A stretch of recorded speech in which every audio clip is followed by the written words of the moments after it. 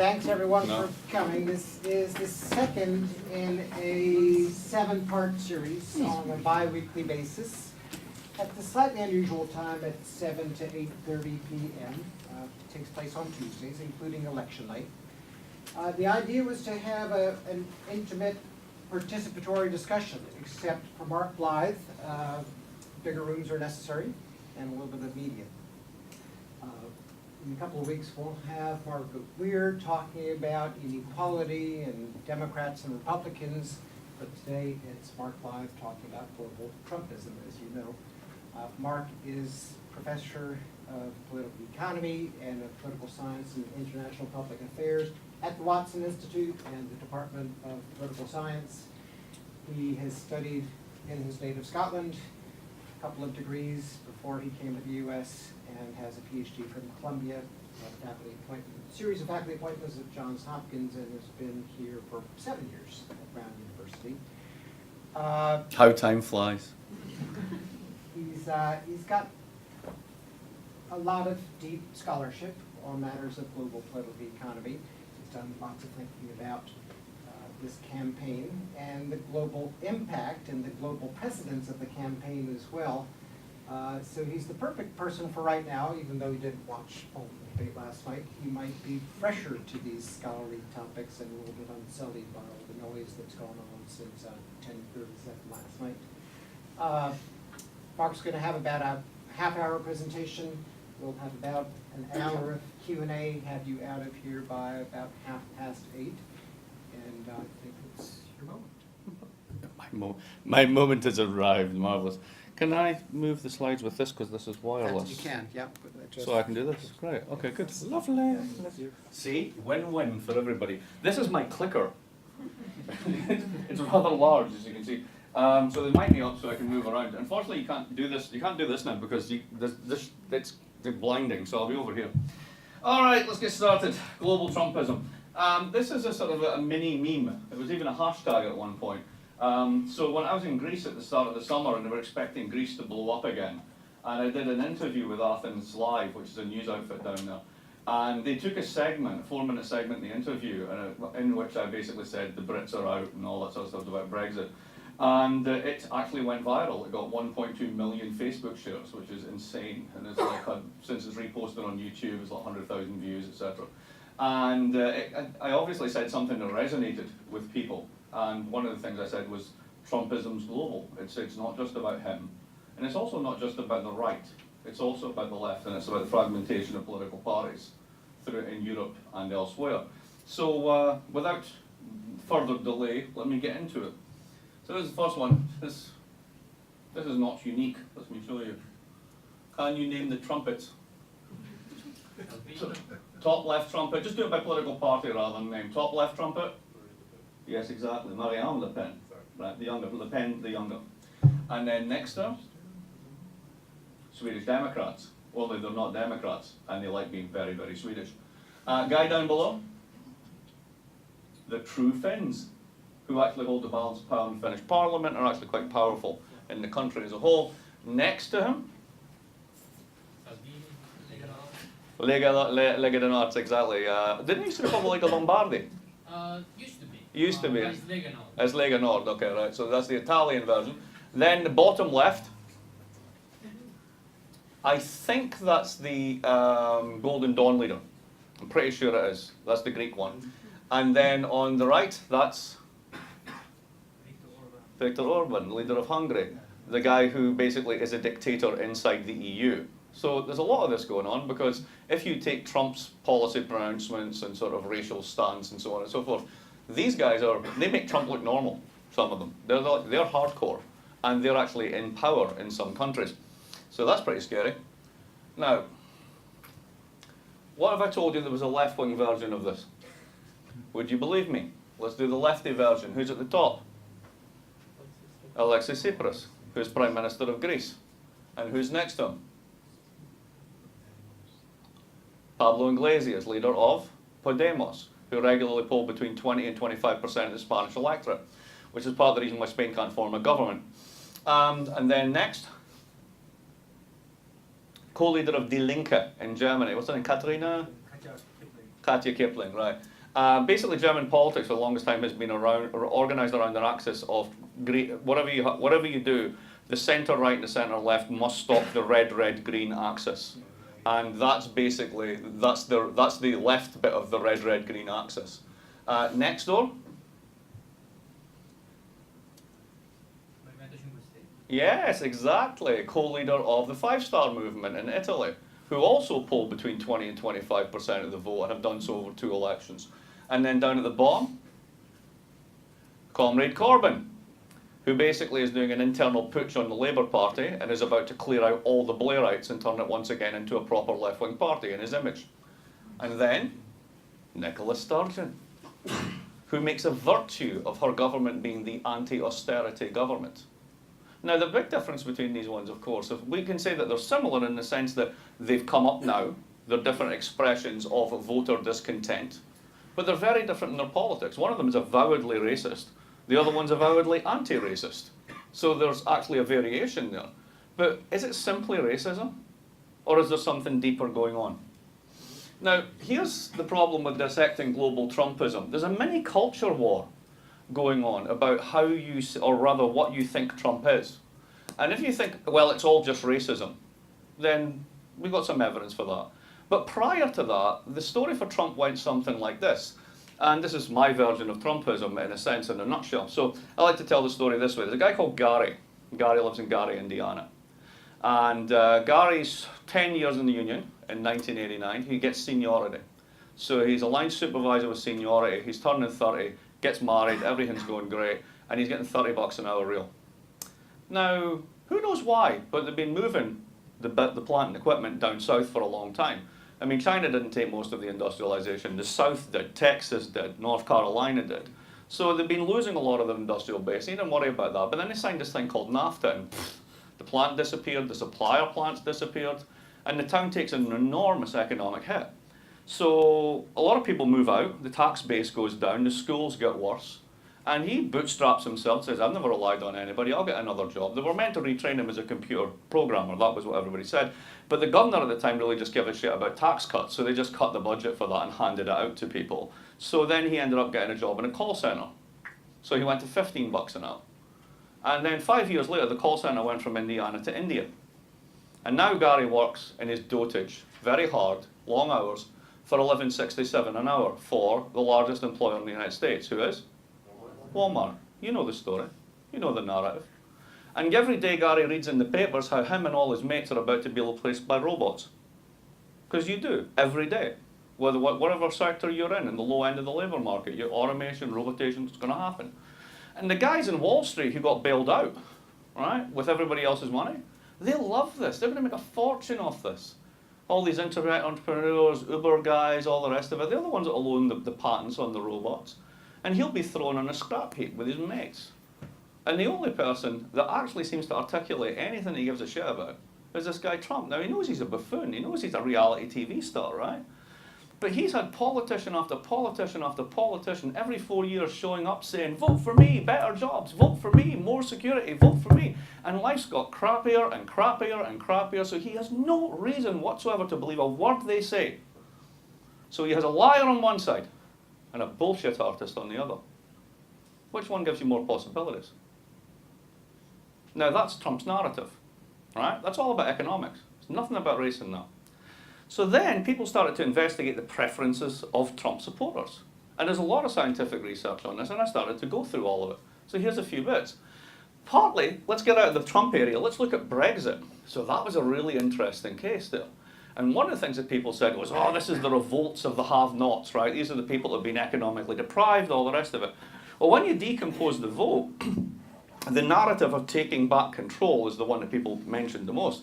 But right behind it is anti-immigration sentiment. They don't like immigrants. Rich areas and poor areas both voted for Brexit. So if it was simply a case that the poor and benighted and the ones that have been done over by trade deals and globalization, then that would be the story. But it's not, it's rich and poor. So that implies there's something else driving this. What else? The old voted more, and when you poll them, old people are more racist, right throughout Europe than young people. So they show up more, and they're more anti-immigrant, and that seems to be basically not about economics. Anti-immigrant and anti-Muslim sentiment in particular, poll after poll is rising across Europe. We saw the recent humiliation of Angela Merkel's party in Germany, the rise of another party called AfD, the Alternative for Deutschland, who are basically an anti-immigrant single-issue party in that regard, maybe two issues. The rise of the authoritarians. When you really start polling these people, both here in the United States and in Europe, you find that they have very authoritarian preferences. So if you give them these standard questions about how do you think kids should be reared, or what do you think of this social situation, they stack up time after time as liking hierarchy, patriarchy, women should be in a certain place, very gendered identities. And there's a very positive association in a lot of the social psychological literature that underpins this, the kind of the micro foundations, on this notion of loss of status. So it's not about how poor you've become. It's the fact that at one point you were top dog, and now you're not. And it's partly blame, but it's partly a kind of an aggression response, and that leads into a very much more racial and also gendered coding as to what's going on. So it's all racism, really. But then the economists started to come back on this and, well, hang on a minute, let's think, what's the counterfactual here? That 25 years of stagnant, if not declining real wages, the shuttering of entire cities, the hopelessness, the opiate addiction, the collapse in a lower middle class and upper working class life expectancy and life chances has no effect whatsoever. Because if it's all racism, that's an incredibly strong claim about the lack of efficacy of economic issues. I mean, surely there must be something going on here. And once you start to figure out that economics isn't just about income, you get into a very interesting space. Trumpet support, as I like to call it, right across Europe correlates incredibly strongly with areas that are subject to Chinese import competition. So areas that are basically exposed to trade with China where they can do what you can do, either in services or in trade, very, very high support for these types of parties and these types of policies. Correlates with health inequalities. So if you're basically poor and unhealthy, the chances are you're going to vote for one of the right-wing parties, and also the left-wing parties. Right? There's two sides to this one.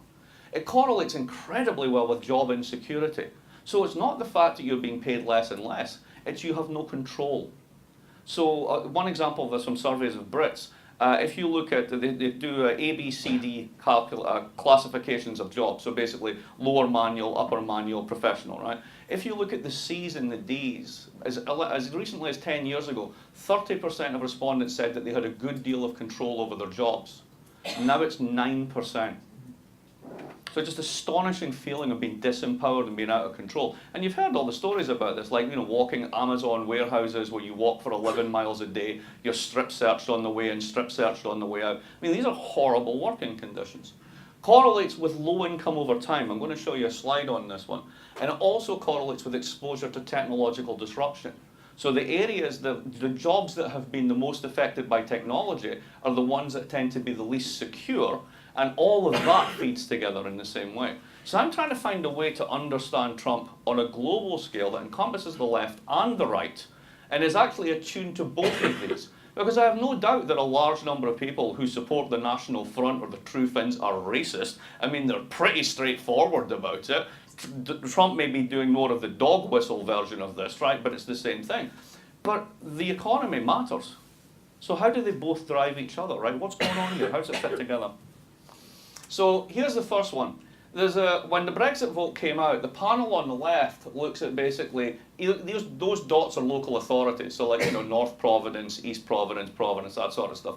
And basically change in real hourly earnings. So is it the people who are the poor, is it the poor people in the poor areas that are voting for Brexit? There's no correlation whatsoever. So this went viral, right? Because this proves that it's not the economics, right? The weird thing is, in the same paper, on the next page, there's this one. And what does this one show? If you're earning £8 a year, you're 70 or 80% likely, 8 quid an hour, to vote for Brexit.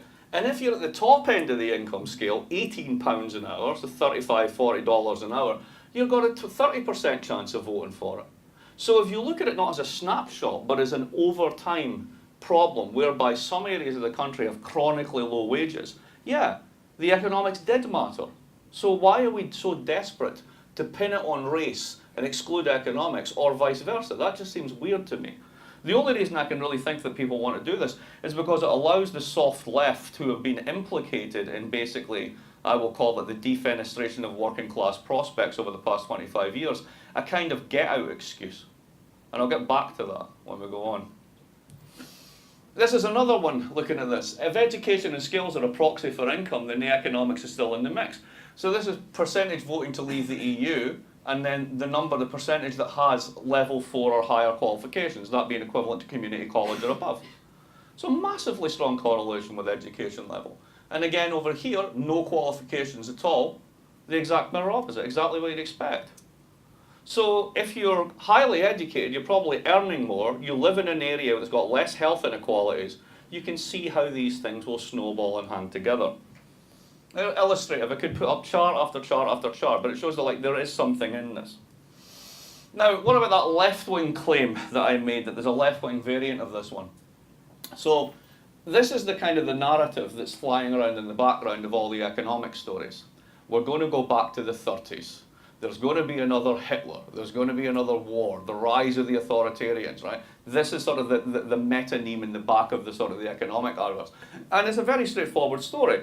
Back in the 20s, we had financial crises and very deep recessions. Lots of people got hurt and injured.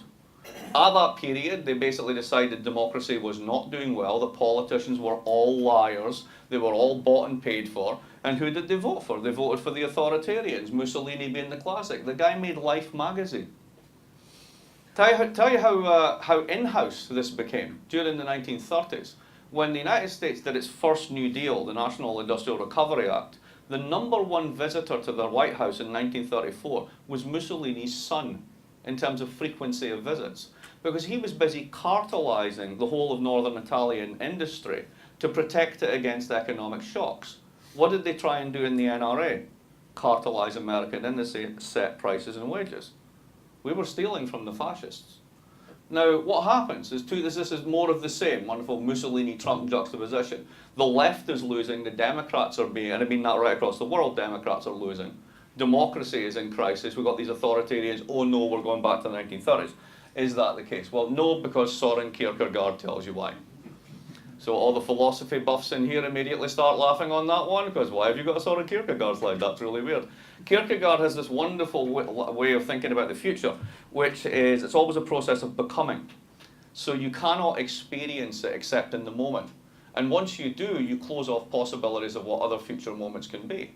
So the fact that you've lived the past means that really you cannot relive the past. It is actually impossible to do so. So if we take that away, then you're left with, all right, but is there something similar going on that we can make sense of that will tell us the directionality, if not the exact sort of amplitude of what these changes mean? And I think there is. So let's talk about regimes, right? So the first one's a diet regime. Some of you might have tried that at some point. They all fail. There's Gaddafi as a classic political regime. They all fail. There's Kate's £22,000 beauty regime, which may be a success. I don't know. I can't really judge. And then there's a skincare regime, and I'm not talking about any of that. I'm talking about macroeconomic regimes. So what are macroeconomic regimes? They are basically the way that economies are built institutionally, and it varies across the world. Now, for those of you who do some of this type of work, or in political science, economics, there's a whole literature called Varieties of Capitalism, and basically some countries look a bit like the US, and some countries look more like Germany.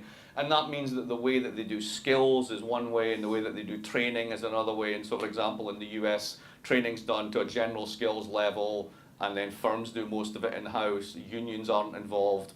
Germany, unions run the training system. It's heavily integrated. Big firms, big labour, blah, blah, blah, blah, blah. Now, that's partly what I'm getting at. But what I'm getting at is a more sort of basic way of thinking about this, which is, how is it that these different institutions, finance, skills, training, retirement, corporate governance, infrastructure, labour supply, how do you do all that? How does it fit together? What's the plumbing of an economy? And think of this in a sense as a bit like a computer, right? How is the hardware assembled, right? Because once the hardware is assembled in a certain way, you can write different software on it. So if you think about it, capitalism as a set of institutions is very different from the 1940s to the 1970s. From the 1970s till now, it's also very different. But what's also changed are not the institutions, not the way that it's organized, so much as the software that's written on it, the ideas that program it, the way that we run the system, right? So with that in mind, let's think about sort of how regimes change over time. So think of that as the hardware, what's the software at work in the system. So let's go back to the 1940s, 1943, 1944.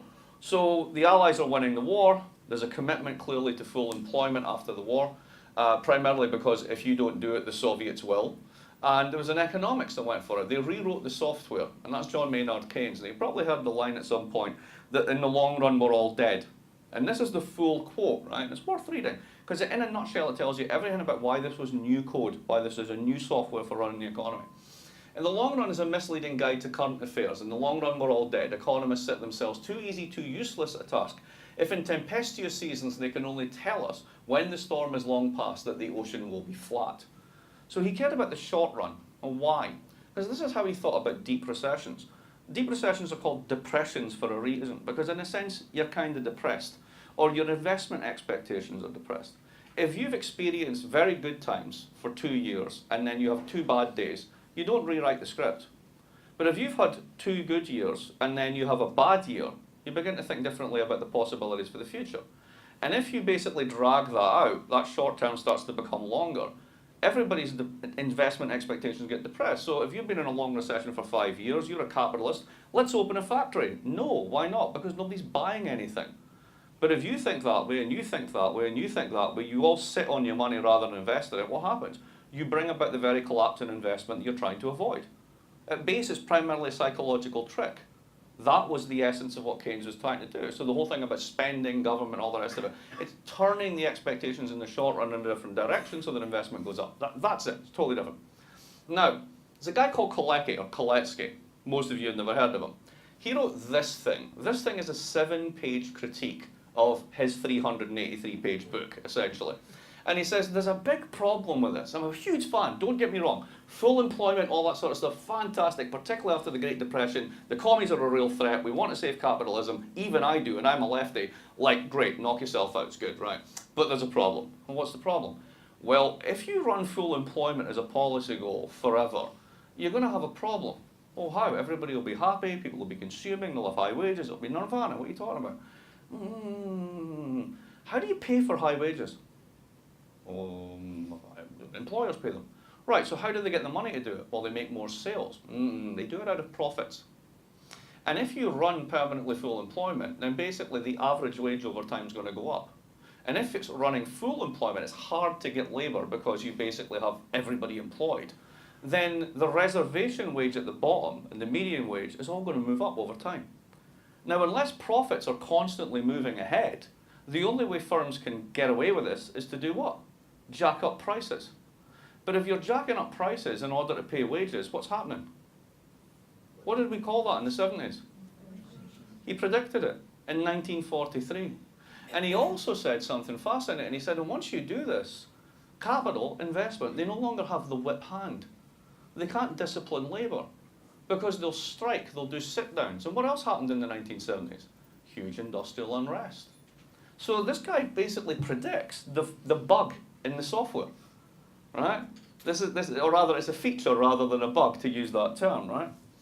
So by the 1970s, this is Britain in 1979, no famous winter of discontent. This is Australia. You don't think of Australia as being affected by much, but the unemployment on the one side, inflation on the other, that's Gough Whitlam holding onto the raft of the economy being buffeted by the waves.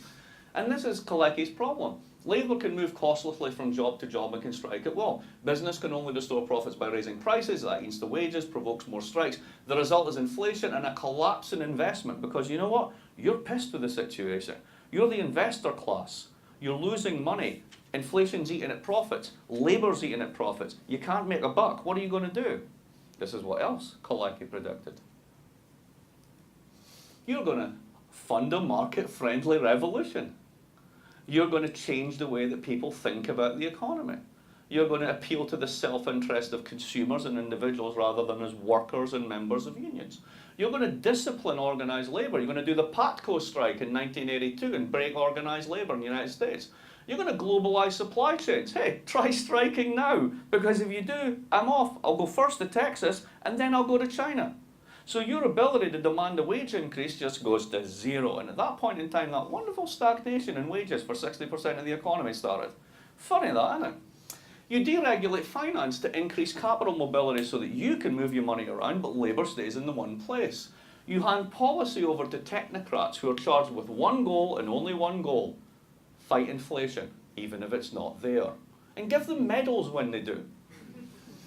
And then globalise production. Because when you do that, you're creating supply chains with incredibly thin profit margins for everybody in the supply chain, very cheap labour, massive returns back to the parent company. Why is Apple so damn profitable? That's why. Now, what does this do to this notion of a regime? Well, think about the regime that we built between 1940 and 1970. What did it look like? It was a debtor's paradise. Did anybody here take out a mortgage in the late 60s or in the 1970s? Right, what happened to your mortgage? Half of it disappeared. Inflation ate it away. You had a fixed rate at 7% and inflation went to 12. Every year that happened, somebody else was paying your mortgage. You know who was eating it? The bank. So who was actually paying for the bank? The guy who owned equity in the bank. The investor class. These girls at the front, the ones who are funding that market-friendly political revolution, because while this is awesome for you, it's horrible for them. So you get sustained inflation. Oddly, Labour's share of national income hits an all-time high. Of course, they're constantly pushing, right? Corporate profits are at an all-time low. Unions are strong, inequality is low. Markets are national. This is crucial, we'll get back to this. They're not international, they're not unbounded. Finance in particular is in its post-New Deal regulatory box with a lock on it, and you can't do all the stuff you could do. Central banks were check cashing agencies for the Treasury. They took orders, they were dependent central banks. And parliaments actually had power. 30 years later, after that big market-friendly rewriting of the software, what do we have? Secular disinflation. Since the financial crisis, global central banks have chucked the equivalent of $13 trillion into the global money supply, and there's no inflation anywhere. Funny that, isn't it? Capital share of income, as we know from Thomas Piketty, and also yesterday from Branko Milanovic, is at an all-time high. The wage share is at an all-time low. Unions are weak to the point of being unconscious, if not dead. If you do a graph of strike activity since the 1970s, it does this. And that's true everywhere. There just aren't any. It doesn't work anymore. Inequality, very, very high. Markets are global. Why? Because then Labour can't piss these people off. It's very simple. Finance is strong, central banks are strong. This is why we care about Janet Yellen. Janet Yellen runs the economy, as far as most people are concerned. How did that happen? And parliaments, Congress, are not just weak, they're venal, they're self-destructive. They're hated institutions. Very different world. So here's the problem with the current regime and why that produces both left and right trumpets. This is the key slide. Think about a world in which you've got very low interest rates, very low inflation, if not deflation, systemic. You cannot get inflation up. If you can't get inflation up and you have no way of forcing your employer to give you a pay rise, other than if you just magically get massively full employment, you get wage stagnation and all the returns go to the top. This is all these graphs on inequality, the whole 9 yards, right? In that world, how have people in the United States in particular, but also in other countries, not so much Italy and places like that, but in some countries, how have they managed to maintain their standard of living? What did they do? Credit card. Yes, credit card nation. They borrowed, they levered up. So you lever up on the expectation that there's a life cycle of consumption and you'll get in a debt, but your wages will go up and then you pay back the debt, but the wages never went up. So you just revolve, you just keep more and more debt going on. So if you actually look at debt across the income distribution, it's actually true that most debt is held by rich people, but the punishing effects of debt are held by people at the bottom who simply can't pay it. Hence you get payday lenders, predatory interest rates, loan sharks, all the rest of it. All the nice bits of finance, right? Now, in a deflation, something really interesting happens. The real value of debt goes up. If prices are going down and you have a fixed contract to get a certain amount of money, that money will buy more. So if you're a creditor, you want your money back. But if you're on the other side of the trade and you haven't got a wage rise in 30 years, you can't pay. Now, who's the loser? Who's the loser in this situation? Who are the political parties that are meant to protect that part of the income distribution, that part of the population? It's the centre-left. And what happened in the 1980s, and particularly in the 1990s and 2000s, was those parties, the SPD in Germany, New Labour in Britain, the New Democrats here, basically gave up on them. You don't like unions anymore. I don't like those bottom people, the poor people. They don't show up to vote anyway. I need resources to fight my electoral campaign. I need you lot. I need people who are going to vote, people with assets, people who have done well. So everybody starts moving up. And the bottom 20% just get dumped. And then we can tell ourselves stories about how it's all going to magically adjust. And these communities will be reborn as tech hubs. No, they won't. There's no investment. You wouldn't go there. When was the last time you went to Cleveland? Right, you don't. It's simple as that. You don't. Everybody who leaves Brown, right, where are you going to go? You're going to go to New York. You might go to LA. Right? You're going to go to DC. You're not going to Cleveland. You're not going to Baltimore. You're not going to any of these places. So what are you left with? Well, the traditional left parties abandon their core constituencies. Who pops up in their shadow? After the financial crisis in a moment of stress. Think about Greece, Syriza. Think about Spain, Podemos. Think about Scotland and the SNP.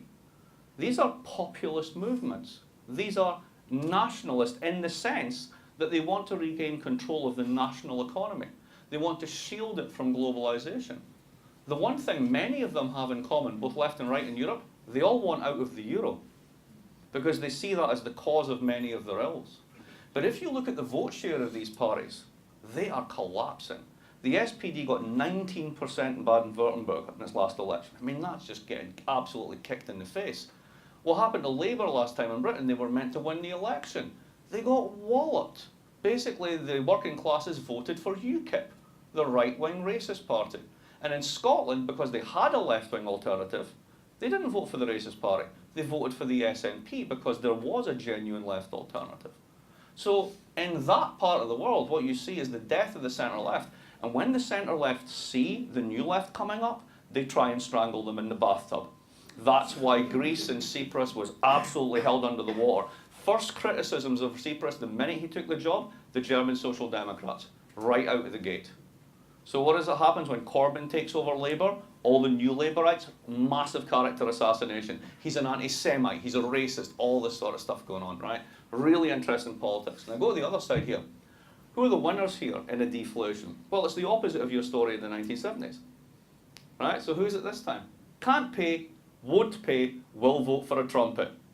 So what you have is a kind of debtor's revolt against the world that we've built over the past 30 years, which is a creditor's paradise. So what you see is a left-wing expression and a right-wing expression, a racist expression and a non-racist expression of fundamental discontent with the way the rewards of the system have been skewed over the past 30 years. And what you see is then the rise of populist right-wing nationalist parties, particularly on this side. It's all about renationalising markets, anti-austerity coalitions, anti-globalisation on both the left and the right, particularly in Europe, and anti-trade, anti-euro. So if you take the website of the National Front and Trump and Syriza, and not, you can do this at home, folks, right? If you can read Greek and things like that, but no, they have an English page, right? But if you look at that and you take out filter out all the National Front stuff about overt racism and immigration, just don't click on the immigration link, right? Just look at the stuff on the economy. They're remarkably similar. It's really amazing when you do that. So, how is this happening? This has been much critiqued, but it's still true. Branko's got a reply in the Financial Times today about a reformulation of this. But this is the global income distribution, the elephant chart. It's the elephant in the room, quite literally. So here's where people are in the global income distribution. Here is the poorest person in the world, literally. And there is the richest person in the world. So what's been happening? Well, basically, if you are in Chad, you've had massive income growth, but you went from 40 cents a day to $3, so let's not get too excited. If you're up here, you're China, and that's where most of the gains have been. So you take China, you take East Asia, it's been doing really well. That's high growth. Right here, when it starts to go down, 67th percentile, thereabouts, actually 59th percentile. That's the poorest person in the United States. That's the American middle class, defined median salary of the middle class. I've been doing so well, have you? And then the people like me, I've been getting a bit of the upside. But really, all the gains have gone to the super rich.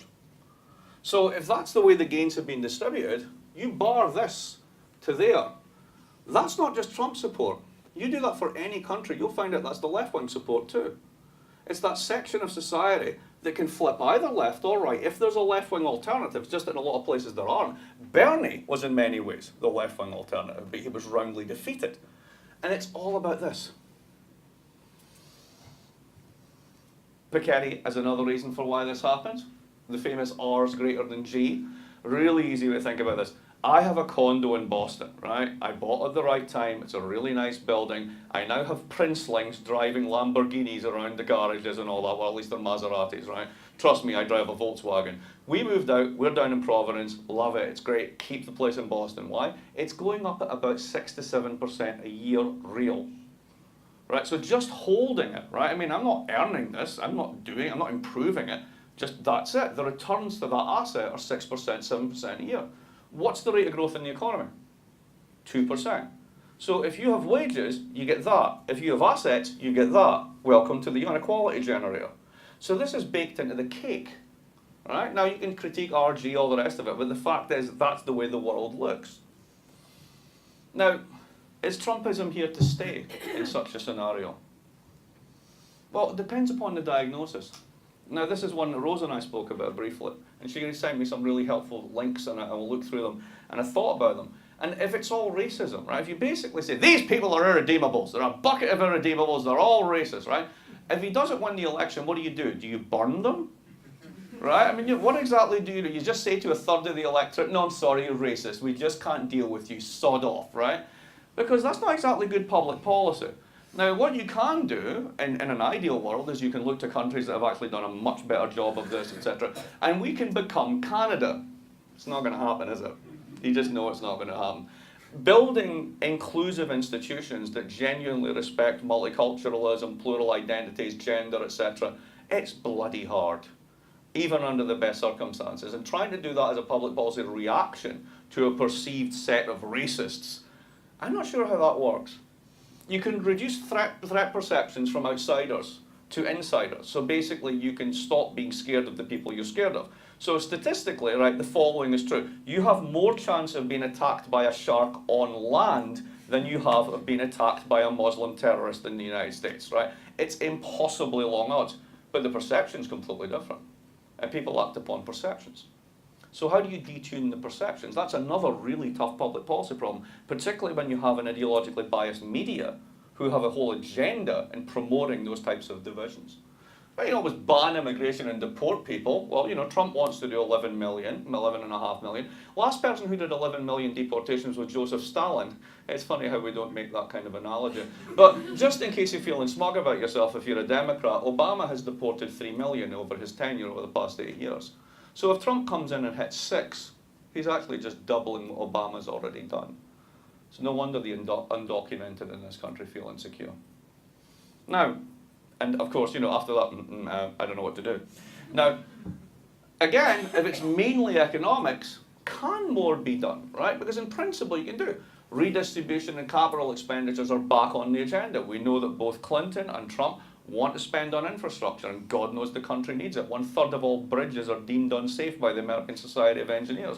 Right? We can definitely do better. We can borrow at negative interest rates for 25 years. Why would you not build everything you need for the next 50 years, right? So you know that that can be done, and it probably will be done, regardless of which one of them wins. But here's the weird one. Both of them, and this is where I fault Bernie as well for this, we're going to bring the good jobs back. No, you're not. That's just simply not going to happen, right? Because you don't make stuff in factories the way we used to 30 years ago. There are no Garys anywhere. The people who are the equivalent to Gary are working 19 hours a day in a Foxconn thing, which is the size of a small city, with absolutely terrible rights and all the rest of it, right? So do you really want to try and bring that back to the United States? And technically, capital substitutes for labour at the margin in manufacturing processes. You need less and less labour over time. So even like the Germans, who are fantastic engineers and exporters, they have a shortage of skilled engineers, but the absolute number of people employed in that sector, in the export and engineering sector, is falling over time, because you substitute for it. So it's not just the poor and the unskilled that are going to be robotised out of a job. It's actually the highly skilled is just as vulnerable. So how are you going to bring the jobs back? There's another way you could do it, and you could basically do the get corporates and the rich people to pay taxes. Well, the problem with getting rich people to pay taxes, they're also powerful, and they don't like that, and they have all the money. So it's very hard to do that, particularly when your Congress is bought and paid for by the same people. So you can fine Apple, right, 13 billion, and then in retaliation, the Americans will fine Deutsche Bank 14 billion. What happens, right? I mean, and then, of course, there's the whole issue of technological disruption. Now, this is the one I've been hinting at, robotics, all the rest of it, right? And that whole thing about job insecurity driving a lot of these fears. I'm going to show you a slide. It's amazing. Watch this. This is from a conference that happened last week. Guy I know who was there picked it up and tweeted it out. The digital disruption has already happened. World's largest taxi company owns no taxis. Largest accommodation provider has no real estate. Largest phone companies have no telecoms infrastructure. Most valuable retailer has no inventory. Most popular media owner creates no content. Fastest growing banks have no actual money. World's largest movie house owns no cinemas. And the largest software vendors don't write the apps. We're already there. Now, what does it mean to bring back the good jobs in that kind of world? It's gone. It's different. So how does this play out? Because you do have global Trumpism, and there is a left version, there is a right version. I'm guessing most people in this room would be more comfortable with the left version than the right version. Like, you don't strike me as overtly racist, but you know, you never know your audience. Europe has an even deeper problem with this, though. And this is why I'm more pessimistic on Europe than I actually am on the United States. I think Trump could be a flash in the pan here for various reasons I'll go into, but I think Europe's really screwed. And it actually has to do with something that the trumpets of the left and right in Europe get, which is that the euro is a disaster. And here's why. The way they used to talk about Europe as a joke was either it was the Protestants in the north and Catholics in the south, right? And the other one was the olive oil butter line. So you knew what country you were in if you were putting butter on bread, you were in the north, and olive oil was in the south, right? And I've always, there's a great New Yorker cartoon from years ago where like two older guys are sitting in a restaurant and the waiter comes up and puts something on, and the caption is, remember when they used to give us butter? Just like that cultural change. But there was the olive oil butter line. That actually now maps onto something very interesting, which is basically who exports to the rest of the world and earns money, and who doesn't. So what you've got basically in short form is the Germans moved all their parts suppliers into Eastern Europe. They did a kind of globalization, but only within Eastern Europe. And when you get to Eastern Europe, you get to a place like Romania, you find that you've got very highly skilled workers, really, really good engineers, great mathematics education that goes back to the communist era and the whole notion of independence that they had then, all that sort of stuff, so technical schools, etc. So you're getting people that can do all the stuff you can do in Germany for a third of the price. So if you drive a Mercedes in the United States, there's a very good chance that the transmission was actually built and assembled in Romania, then shipped over here and bolted together. And it's a German car, right? So think about what that means. Technological disruption, supply chains, etc. So if you're Eastern Europe or you're Germany, you're selling to the Chinese and the Americans, you're making it like a bandit. So if you look at the surplus of these countries, their export surplus is huge, right? Now, here's the problem. You look at France and you look at Spain and you look at Italy, most of Italy at least, they can't play that game because they're not big export countries. They're large consumption economies. Now, if they had their own money, if somebody's running a surplus, then somebody else logically has to be running a deficit. And if they had their own money, they could essentially devalue or whatever. You can do lots of things to protect yourself. But you're all sharing the same currency. And they've also signed a set of agreements in 2012 called the Fiscal Compact, which is insanity, which basically bans fiscal policy in the Eurozone. So what this means is that there's an identity in the national accounts between external surpluses and internal deficits. You basically, if you're running a big surplus, somebody else has to run a deficit. But if you don't allow them to run the deficit, the only thing they can do is permanently constrict their economy. So you're asking basically the French and the Spanish and the Italians to run permanent austerity budgets so that the Germans, the Poles and the Romanians can make money hand over fist selling to the Americans and the Chinese. Do you think that's going to piss off the National Front? Do you think that might actually, if it continues for several years, really push them over the edge? And they show no signs of peddling that one back. So at the end of this month, the Director General of Economic and Social Affairs for the European Commission, a very powerful technocrat called Marco Butti, is coming to Brown to give a talk. Well, not to give a talk, basically for me to interview him. And I'm going to ask him this, because this is what I see as the long-term problem. And if he doesn't do something about this, it's game over for these guys. So Europe is a particular problem. So what's the long-term scenarios? Two. Here's the positive story.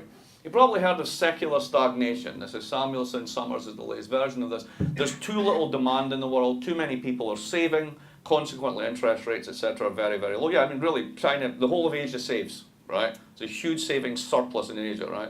Now the Europeans, because they're running an export surplus, are essentially exporting capital, so they're saving as well. So the only bit of the planet that isn't saving is the United States. What happens if the United States starts saving? We're all saving at once. You can't save all at once. It's the paradox of thrift. You would actually crash the economy. So it's good that we actually can't control ourselves. Otherwise the whole thing would just like grind to a halt, right? But the basic story on this one is, okay, let's say that that's true, but it doesn't necessarily mean it's bad. Think about what happened with the last jobs report. Think about the long-term trend of employment. We finally had some wage growth, right? Project that out at 2%, just 2% economic growth, but with practically negative interest rates and very, very low inflation, that compounds over time. That's not a horrible story. It's a bit like the 1950s, only scaled down a bit, right? It's kind of secular stability, boring, finance doesn't get to play its tricks, commodity prices are low, inflation's low. You can survive that, and if you do, and you're smart, and you do infrastructure spending, you get the boost from all that sort of stuff, you can defeat Trumpism. Here, I'm not so sure about Europe, because they're not together, they've got the euro problems, etc. But, you know, Trumpism's a blip. Here's the other one. Boris, right? There's a class of politicians now which can only be described as buffoons. Opportunistic idiots, right? And they will do anything and say anything. And he's one of them, and I genuinely believe that Trump is one of them. And I genuinely believe that a lot of the right-wing variants are there. But you know what? The left wings can be pretty opportunist as well. Let's be pretty honest about this. So what's the negative story? Well, you notice how I said like the 1970s was predicted by this guy in the 40s, and he said this is going to happen, and it's going to be unsustainable, they're going to take it all apart and put it together again. Well, maybe we're at the point now that the thing that we built is unraveling. Not just in terms of the collapse of centre-left party support, centre-right party support, that basically it's economically unsustainable to run this super competitive, insanely intense, disaggregated global network of production on a consumption base which is levered up the wazoo because people have been borrowing to make up for real income gains they don't have. And that's actually hit the skids. And we don't know what to do. So, you know, everyone looks at the Federal Reserve. What's the Fed going to do? They're going to raise rates. They're going to raise them by a quarter point. They're not going to raise them. What does that matter? It's a quarter of a point. I mean, it's just utterly ridiculous. We're kind of bumbling forward. Let's do QE. Why not? We'll try it. Let's see if that works. Is it doing anything? Well, whatever. We'll just keep going, right? So there's a kind of bumbling and stumbling in policy just now. That's when these guys become powerful. Because if it looks like the people who run the world don't know what they're doing, then that's when these fools get their chance. And there's lots of fools out there waiting for a chance. You could see a real retreat from economic integration. We are seeing a transformation of party politics. Check that one. There's a real chance the EU could fragment along the exporter-consumer line. And all these parties, left and right, want a renationalisation of politics. Back to the national control. And in the right-wing version, that's the discourse of the nation, patrie, the people, for France, who happens to be. The left-wing version is a kind of class-oriented one. It's more internationalist. It's basically about us versus the global plutocrats. But it's still about local. It's still about the nation, control, globalization is bad, etc., etc. And if these guys get a critical mass right across the world, if the trumpets are blowing loud enough, all bets are off as to where we go. So that's my take on global Trumpism. This is why I think Trump is part of a much bigger thing that's been 30, if not 70 years in the making. And I could be totally wrong, and that's how you learn. So let's have a talk. There you go.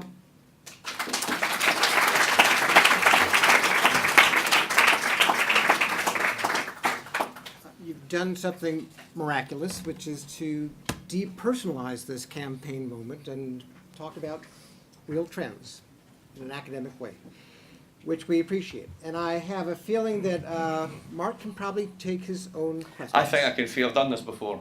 I think I've done this So before. it's on you. Who's first? So, I want to put a twist on the positive story. So, Are you making it more positive or more negative? more negative. Hey, you must be on the left. So, yeah. Right. So if you look at the Bill Clinton years, right, as he leaves office, we have the dot-com bubble burst, there's sort of a minor recession, but then, you know, there's a consistent argument, obviously, on the left that sort of the policy of the Bush administration is what then led to the collapse that we just experienced. And as there's obviously a degree of truth to that, but there's more to it, right? And so under Obama, we've had kind of this stabilization going. You just said we have a lot of good pieces in place, but so then what happens in the instance where Trump actually gets elected, and then we have sort of this undoing of the policies that we've been trying to cobble together for the last few years, then what? So if Trump gets elected, I don't think a lot actually happens. Because the genius of the Constitution is that the president cannot introduce legislation. So he can hum, he can haw, he can jump up and down, he can throw his toys out of the pram, he can do whatever he wants. But he cannot actually write a law. Only Congress can. So no, just follow this through, right? So let's say the Republicans manage to take the House and the Senate and they get Trump, right? So what is it that everybody agrees needs to be done? Now, they'll do the shittiest kind of infrastructure investment. They'll build a giant, stupid wall to stop something that doesn't exist called Mexican immigration. I mean, literally, it doesn't exist, right? The flows are going the other way. We're at the point we were in 1961, and we want to build a wall to keep them out. Dude, they're not there. They're just not there, right? But imagine that as a massive fiscal expenditure, right? That'll happen. We'll build up our nice, shiny military, right? That'll definitely happen, right? So there'll be lots and lots of spending. What else will they do? Will they really do trade protection? See, because about 30%, if not 40% of the firms in China that are exporting to the US are people like Apple. They're American firms. So Trump knows where his bread's buttered. You're really telling me he's going to put tariffs up against the iPhone and piss everyone off, including the CEO of Apple? I don't think so. So that's not going to happen. He can't introduce legislation. The only thing he's going to do is make life really, really uncomfortable and scary for people who are undocumented or immigrants or minorities, or anything other than sort of like the politically mainstream right or authoritarian. So there's a real political cost, don't get me wrong, and I think the deportations could double if not triple, and that's horrible.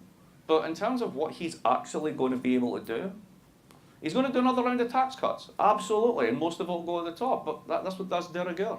That's what we do, that's what we've been doing for 30 years. But so you don't think that'll have a nasty undoing even of sort of the limited stability we've just started to put together? Well, let's say limited civility. So I think one of the most successful policies in recent years, believe it or not, has been Dodd-Frank.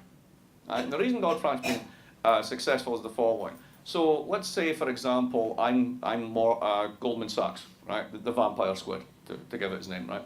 And I'm really worried that the next president, if she comes in, is actually serious about more financial reform.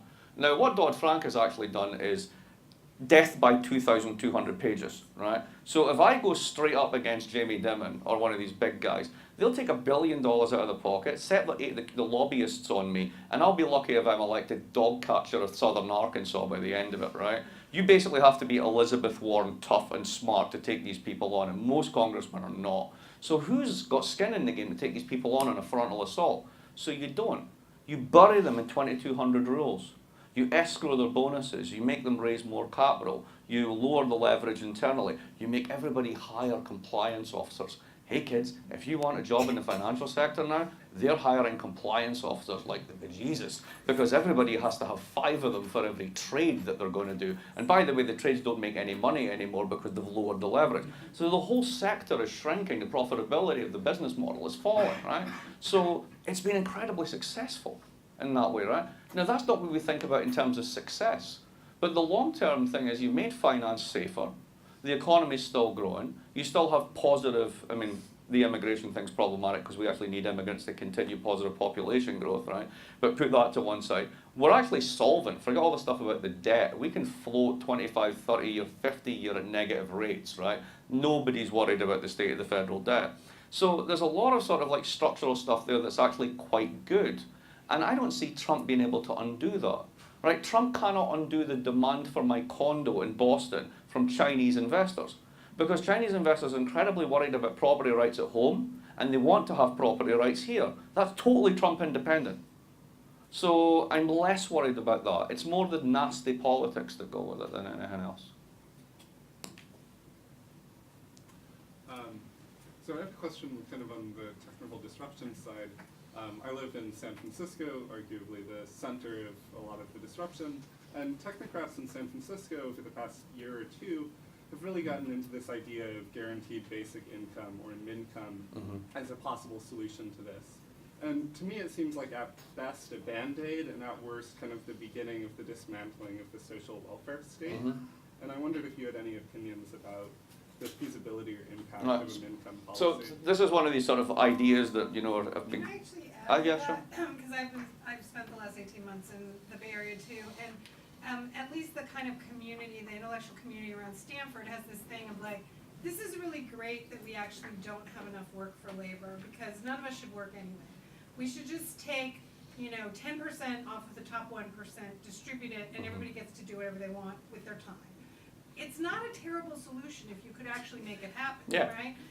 And so, like, why should any of this work anyway? If it's gonna be a sharing economy, if everybody's gonna be, Uber and Airbnb, I'm really curious Yeah. to No, ask this question, what you think about that, because that's, it's radical and it's kind of anti-capitalist, Right. but it could work. Oh no, I totally agree, but the problem is getting your hands on the cash, right? Right. So, my favourite example for this that I like to give in talks when I bump into Republican audiences, which is usually when I talk to financial conferences and things, is to say, so how many of you voted for Mitt Romney? And quite a few hands are going, okay, why? And I don't mean as a partisan thing, I just mean as a fairness thing. What was Mitt Romney's effective tax rate? 9%. Because he only pays capital gains at 15%, and he basically has tax shelters and corporations in Delaware and Arizona and the Cayman Islands and all the rest of it, and he basically pays about 8 to 9 cents on the dollar. I pay 33. If you add up all my state and local, I'm paying German rates of tax, but I'm getting what would I call it, third world public services, right? So, I can't vote for that. That's just unfair, right? So there's a fairness question. But it hasn't really become a political topic, because if that becomes the issue, then you can make an argument for that type of radical redistribution, which is essentially pay your goddamn taxes. And given you've got most of the money, don't tell me you pay most of the taxes. You do in volume terms, but you're cheating on the margin, right? You owe a hell of a lot more.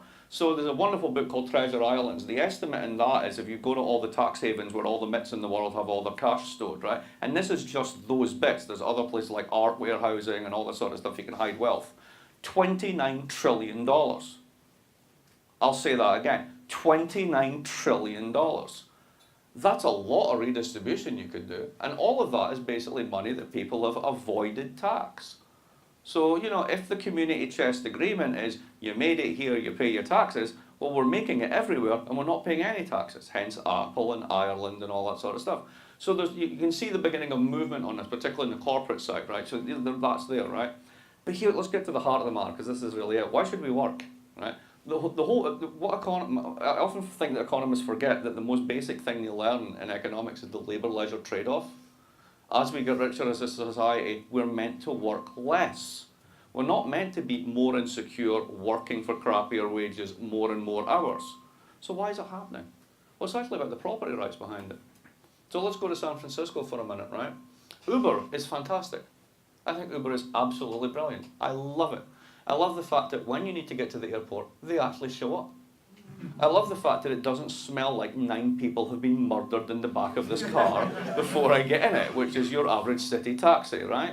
And I love the fact that, even if these guys are basically ripping off the drivers, a much larger proportion of what they're actually earning goes to them than rather goes straight to the medallion holder who holds the license that's basically a money pump from basically poor immigrants who are earning an equivalent of less than minimum wage and tips, right? So I love it, it's great. Let's say Uber gets driverless cars sorted out. You eliminate about 8 million jobs in the United States, like that. Now, unless you're going to give them some kind of compensation, a basic income or anything like that, what exactly do you do? Now, this is where it gets more into the ethics of capitalism. Because essentially we have a system that says you need to work. Everybody needs to work. But what if you don't need them? Right? And this is a way bigger problem, because all the returns go to the guys at Uber, all the returns go to the guys at WhatsApp, whoever gets robotics sorted out, right? All the return goes to them. That 1% is going to become basically an enormous chunk of national wealth is going to go to increasingly fewer people. Now, what we tend to do in those situations is we bust up the firms. So go back to the 19th century, go back to the early 20th century, antitrust. Right? Even in the 70s, Bell, telecoms, the whole lot. When it gets too concentrated, when the returns are going all the one way, we tend to step in and actually break up the firms, redistribute the property rights, whatever. That's what you really need to do. You need to democratize the returns to robots. If you do that, then it's sustainable, because I wouldn't care if you replaced me with a robot if I got to go fishing instead.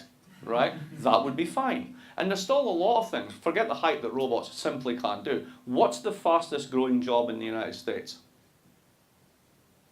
Elder care nurse. Right, would you trust a robot to lift your nana out of bed? Not going to happen, is it? Right, not in a long time. So there's still a lot of actual human contact jobs which really can't be technologically disrupted. But there's a hell of a lot that can be, and they tend to be the people who are already in that slice of the cake that are pissed off, both for left and right parties. So you're raising exactly the right issue. Why do we need to work? So it's more than basic income, right? It's actually about we can produce super mega surplus for the planet with 10% of the population working. China can literally make everything that we need. Why are we bothering? Like, why does every country in the world need to make cars? Why do we need to have so many different types? If ultimately you're just going to have a few self-driving models that will take you from here to there and you can call them up on your phone. So this is way bigger than just those issues. So yeah, I mean, exactly the right issues. I don't have an answer, but that's definitely what the question needs to be. Why do we need to work? I ask myself that every morning. Usually when I've been out the night before, why do I need to work? Next. Or are we all done? Yeah, one question regarding China. China's economy is now slowing down, less growth. How does this affect your overall story and the future as you see it? All right, well, China's, I mean, I don't pretend to be a China expert, but I look at it this way. There's the guy who used to run PIMCO, what's his name again, the big bond trader? Bill Gross. Bill Gross. Had a lovely phrase about China. He called it faith-based investing. Because you don't know what you're doing, really. I mean, they could be ripping you off. Do you believe the GDP figures? Right, if you don't believe the GDP figures, do you believe the banking figures? Does anybody actually know what's in the banks? No, but it keeps going, right? It keeps going. Somebody's making money, right? Somebody's making stuff. It's ended up in Walmart, right? The system continues. So this is a very, very different system. What's interesting about China, for me just now, is the sheer amount of capital flight. So Jason Sharman recently sent me a report. I haven't had a chance to look at it, but he told me about it. So there was this piece of research that was done by the Bank of China a couple of years ago, and it was just this fantastic economic study. And it was so beautifully done that they wanted to give it an award. The only thing was that they couldn't publicize it because the findings were so explosive. But somebody didn't get the memo. So they gave it an internal award and posted it on the Bank of China website for 1 minute and 38 seconds. Just long enough for somebody to find it and copy it. Here's what it said. 11,000 members of the party in the top echelons have expatriated $100 billion and run off with it over the past 15 years. That's the numbers.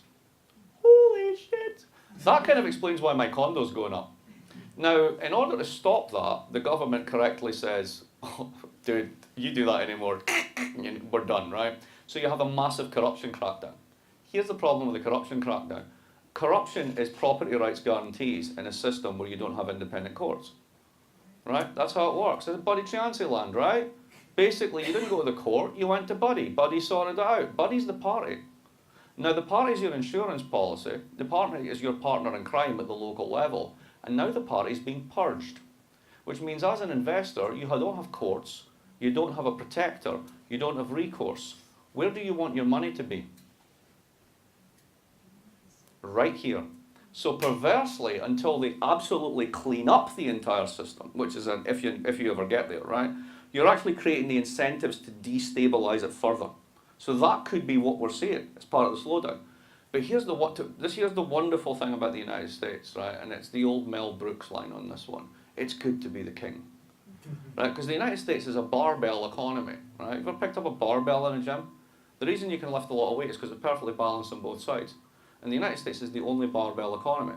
When things are going well everywhere, people come here and borrow dollars and put them outside because you get a higher return. When things go to hell in a handbasket there, you liquidate everything, turn it into dollars, and bring back home, and my condo goes up either way.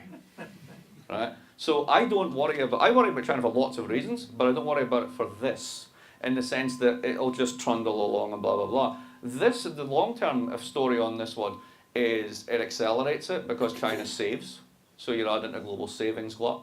That's feeding into basically insufficient aggregate demand at a global level.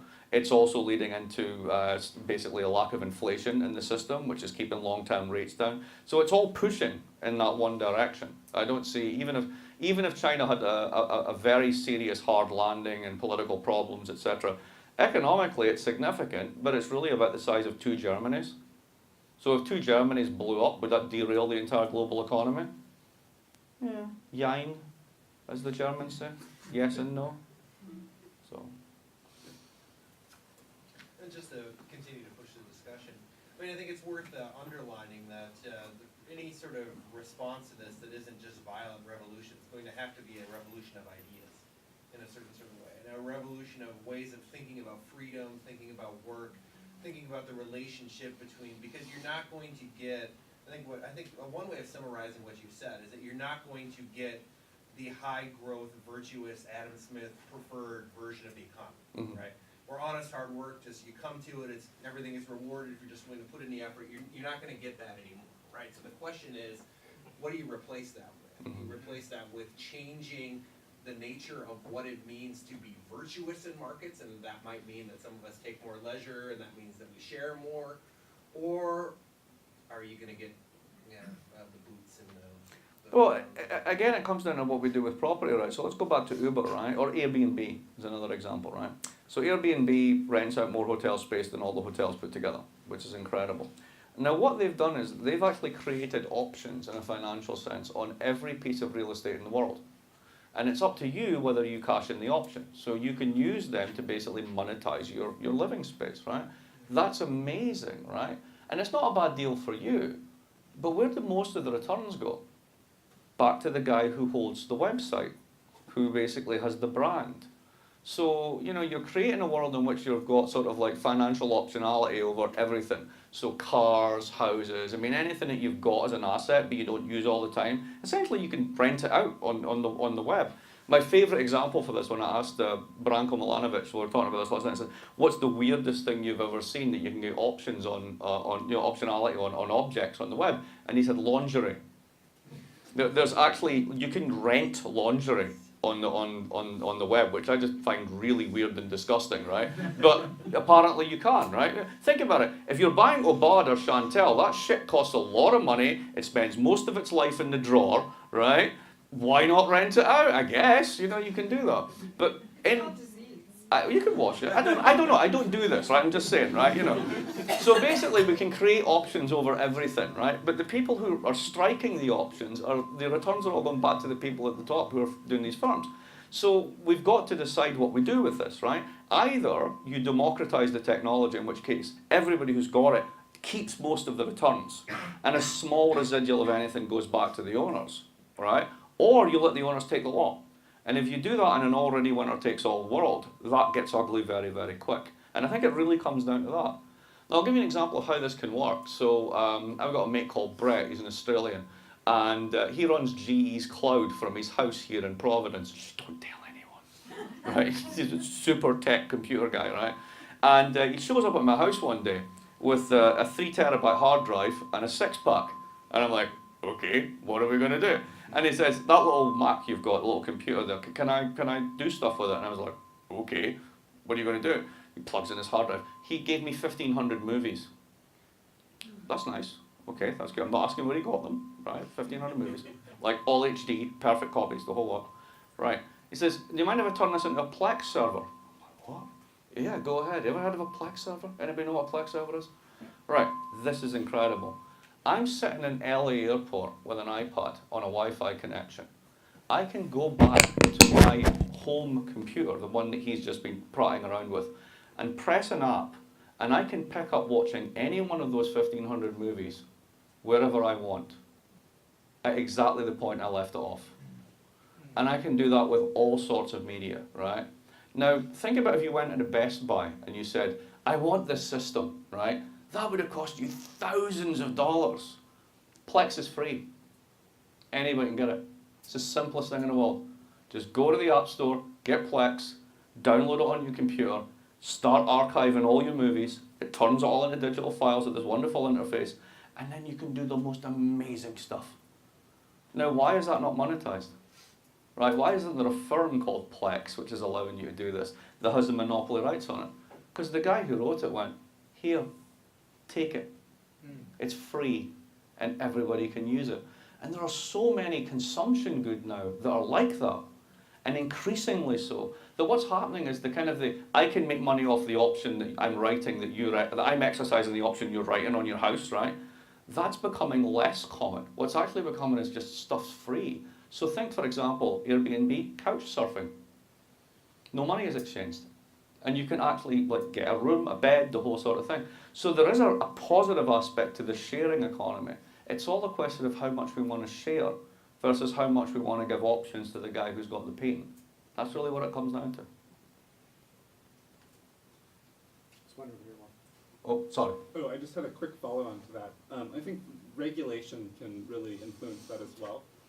You mentioned Uber earlier, and Austin, the city in Texas, recently decided to prohibit Uber from operating in their city.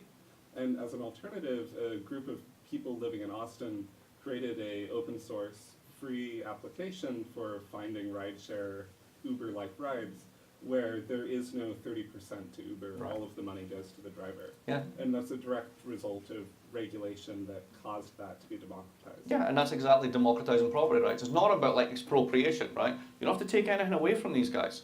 You can just build alternative platforms. And then people migrate to those platforms because everybody's winning. So you can totally do that, and that's actually a really positive side. One book that goes into this, the only book I know that goes into this is Paul Mason's book, Post-Capitalism. And it's a very good book actually. He's a British journalist / economist who used to be the chief economics correspondent for one of their main news channels, Channel 4. And he wrote this book called Post-Capitalism, and it's all about exactly how the sharing economy might be the only thing that can save us. Because ultimately we do not need people to work, but we have an ethic that says if you don't work, you're worthless. So how do you square that problem? That's what he's trying to solve. So Mark, if monetary policy is less and less effective, tweaking interest rates a quarter of a %, and if quantitative easing doesn't really work much anymore, what are the alternatives? How do we stimulate growth? And what are the other tools what are the other options? Well, go back to that thing I said about, starting in the 70s, you have this market-friendly revolution, and you basically disempower Congress, parliaments, and you don't want politicians to run things because they'll generate inflation and all this sort of stuff. You want people like Greenspan to basically run the economy for you now. Why?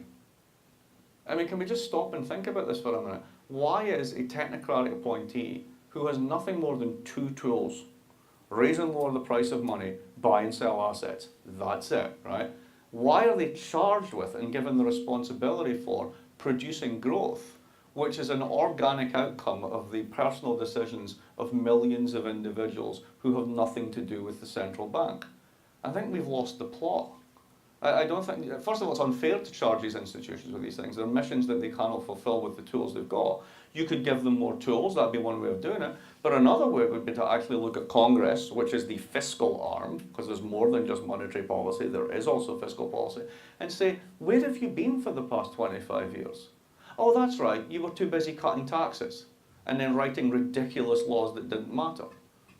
Can you stop doing that, right? Could we maybe do something like we did in the 50s when we built the entire highway network of this country? Could we maybe do something about making JFK less of a national embarrassment, right? There's lots of things we could do. And it can be done if Congress decides to do it. So, do we need more monetary policy? No, we need them all to stop doing what they do. It's just a waste of time. Or get better tools that are more effective and work jointly with fiscal authorities. But we've given up on fiscal. We just think it's a bad idea. Politicians can't run things. Why would you want them to do that? Nobody's saying they run things, but basically if the roads in Providence are the norm for the richest country in the world, God help us. So I'm thinking... behind first, Kevin, I'll get to you in a second. He's hand up first. That's maybe an unfair question, but... There's only unfair answers coming. No. All the information you provided in the past hour, how much of that do you think Donald Trump knows? Ooh, good question. He doesn't have to know any of it. Does that make him accidental? Well, it makes most politicians accidental. Here's my favourite accidental politician, Harry Truman. So Harry Truman is literally the accident of history, right? A 4 times failed haberdasher with a domineering mother-in-law he was absolutely petrified of, but a tremendous poker player, a machine politician who was put in there by totally corrupt practices, who ended up saving the New Deal. Now, did he know everything he needed to know? No. He just knew, this is where I need to be, this is the stuff I need to pay attention to, and I'm going to let George Marshall deal with the details. And that was pretty much what he did. Trump is just a version of that. Same as Ronald Reagan was, if you want another example. In fact, I actually get really worried when, and this is one of the things that actually worries me about both of the Clintons, right? It also worried me about Jimmy Carter. Well, I'm not old enough to worry about him, you know what I mean?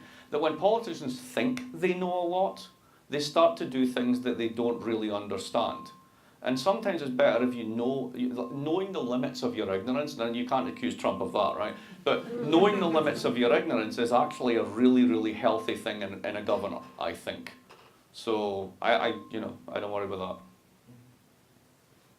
Then, Kevin. I was thinking, well, two things about the global Trumpism. One, the relationship of, democracy and the political, in particular, the political democracy in the economy, and the other issue about diversity and how that can be, at least in some, identitarian leftist politics, if it's devoid of any class analysis, can be sometimes problematic and lead to a reaction. But the democracy, you have like Bernie Sanders or Elizabeth Warren going in against the TPP and pointing out the instance of a Canadian company suing the Americans, or Uruguay, being, so in other words, that it undermines democracy, not only our own but of others, and Trump seeing this as, turning the country into a corporation of some sort.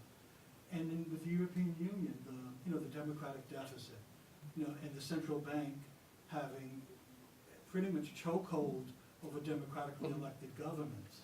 So that kind of contradiction. And then the left, at some point, some wanted a democratization of the European institutions, and others saying that, no, that's not possible. We have to. It's all technocratic, right? It's all technocratic, it's capital controlled, and we have to, we just go with do that. something otherwise, that it's a fool's errand to try to democratize it. And when it comes to the, So again, Kevin, is there a question coming? Well, no, just if you can elaborate on the relationship between political democracy and its limitations. But you're doing it. You're doing a great job, right? I mean, you're actually describing the very thing you want me to describe, right? I mean, these are all great and germane examples of it, right? So it surrounds us. I mean, that's basically it. I mean, the simplest way of thinking about it is markets allocate through cash, and Democrats allocate through votes, and they're orthogonal principles. And the way that we tie the two principles together is through taxation. But that only works if everybody pays their taxes. So if you're not and you're skimping on it, you're going to end up with a deficit. That means you're going to pile up debt because you don't really want to deal with the fact that you're not paying enough taxes. So you generate debtors, which means you generate creditors, which means you generate these dynamics. So that's the basic contradiction. It always has been. It's just that back in the 40s and 50s, people paid their taxes. It was a different world. And the follow-up, the other issue about diversity and the reaction, racist reaction in part, but somehow, because there is that idea that you have the Republicans, there's some racism there, and a neoliberal, at least before Trump, that capital should have its free reign throughout the world. But the Democrats as well. Capital should have free reign around the world, but we need diversity. But if that free reign leads to income polarization, and in a good part of the population, including white males, their life expectancy going down, I mean, do they really feel, the Democrats feel like, okay, you can have all this income polarization as long as the top is equally, has its share of women and African Americans and so forth. But you can get a reaction to others who feel like, wait a minute. I mean, this definitely plays. This plays into the right-wing thinking. It's not an American phenomenon. I mean, you can find examples of this in France, etc. I mean, France is actually very weird on this one. I mean, to me, the truly offensive one is actually, when you think about this, French cops are walking up to women on beaches and ordering them to take their clothes off. Right? I mean, that's just insane, right? I mean, that's like micro-policing of the worst possible type, right? But let's take an issue, right? So here's an issue that I think I understand what's going on. So the whole struggle that was there that seems to have abated a little bit over gender-neutral bathrooms, right? Now, why is it that Obama's Justice Department is spending time on bathrooms, right? Well, because there's a bigger issue at stake behind this, right? It's symbolic of something else, which is you can't allow states to start saying who's a person and who's not a person. That's utterly ridiculous. And it's just weird that like this comes to a head, because it's really about voters' rights, it's really about identity politics, and it's about basically rights of self-respect, and like, you know, you're an autonomous person and you can damn well pee where you want to pee, right? And that's awesome, right? But think about how it plays in the heartland, right? To use that term. So let me get this straight. What is it these crazy people in Washington are concerned with now? Bathrooms? Who gets to pee in bathrooms? Are you kidding me? So of course you can play this both ways, right? You can make the most empathetic, reasonable, and legitimate, let's say, identity issue of representation, democracy, etc. sound ridiculous. That's part of politics. There's nothing new in this whatsoever. I mean, one of the ones that I say to when my wife and I are chatting away and like we start snapping at each other, I'll say things like, "What do you want next? The right to vote?" Right, you know, but that back in the day, that was a real you're not going to give women the vote. What are you thinking of? That's unthinkable, right? So, you know, we at any moment in time, like issues of personhood, diversity, control, etc., can be made to seem ridiculous, regardless of whether they are or not. And that's part and part. There's nothing new in this. It's just another version of struggles that have been going on for a very long time. Just happens to be about bathrooms.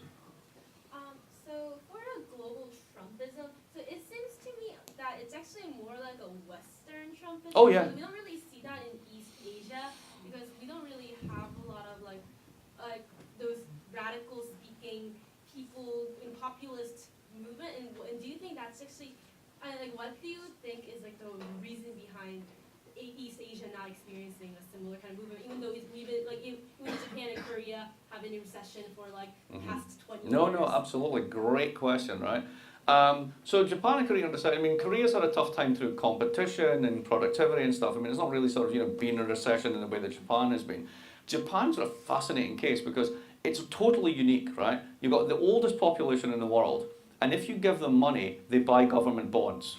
Right? It's brilliant, right? And then when they eventually die at the age of 305, they leave them to their children because they actually think they're an intergenerational asset, right? So what that means is there's kind of like a deflationary glide path I saw somebody draw for Japan once. And it's like, here's the capital stock of the country and here's time, right? And eventually they're just going to eat the entire capital stock of the country. And then everyone will die at the age of 305, right? But it'll be a very long, slow glide path. And given that they're the world's worst at immigration, so the economy is going to shrink, right? All this, it's a very weird place. So you could kind of explain Japan sui generis. But I think the bigger point is this. The East Asian economies were traditionally hierarchical, authoritarian, quite patriarchal, right? Very strong political parties with deep reach into civil society and civil society organizations. Very hard to get that kind of populist crap going because the populists were themselves creatures of the state. So think about Marcos in the Philippines, right? Think, what's that? Yeah, and you have a new populist running in the Philippines right now. Exactly. But even in Japan, think about the way that the Liberal Party, the LDP, was like kicked into touch 15 years ago and kind of came back with a kind of a much more aggressive nationalist rhetoric. Right, so you see fringes of this coming up, but it is different in kind. This is totally a Western story, right? Absolutely. I just happen to call it global Trumpism because I was in an interview in Greece and I was lazy. And then somebody went, hashtag global Trumpism, and there you go. It's a thing. You're stuck with it. So that's that. But great question. It's really good. Mark, make this the last question. Okay, a last one. I've had this gentleman before. Anybody else want to come in, just in case, or he gets the last one? Or I've got it. No. Go on then. So scholars don't often run for political office, but you're going to be the next campaigner for a Senate seat from Rhode Island. Give us that power base. 4 or 5 planks in your platform that you think would be both winnable and sensible. Right, first one, everybody pays their taxes. No exemptions, no inclusions. And I'll even consider cutting rates if we can actually increase the take. Everybody pays, no exceptions. Back in the 1970s, corporates paid 20% of total taxes. Today they pay 2% in real terms. It's stashed abroad, it's hidden, it's transfer priced, it's a double Irish Dutch sandwich, all this sort of stuff, right? Nonsense. Enough. Basta, we're done with it. So that's number one, everybody pays their taxes. Number two, we really need to think about whether we need people at work. Because if you're about to basically add robots into a mix of already high inequality and low pay, you're asking for trouble. And it's a bit like basically nationalising healthcare. At the end of the day, everybody saves money because everybody isn't showing up to the emergency room. The costs, the disruptive costs of doing this stuff, without any real regard for what actually happens to the casualties, forget it, right? That's, you need massive insurance on this, and you have to think really creatively about it. And the third one is, and this is the one that we never talk about, is we really need to be serious, and this could be a massive public investment program, and it's the one we should really do, something to try and abate the effects of global warming. So anybody who from this point on says it's a hoax, it's caused by the Chinese government or whatever, you put them in a bag, you tie the bag up with a stick, and you beat them. That's it. The minute anybody says it, get in the bag. Done. That's it. So that would be platform number 3. And then you could, you know, if you raise the tax revenues and spend it on infrastructure, which would actually abate global warming, it would mean that Boston Harbour wouldn't actually rise by 5 feet, which means that my condo, at the end of its 30-year mortgage, which has been paid off by a Chinese investor, would all come to me, and I'd make out like a bandit. So ultimately, it's self-serving. Join me in thanking Mark for a great presentation.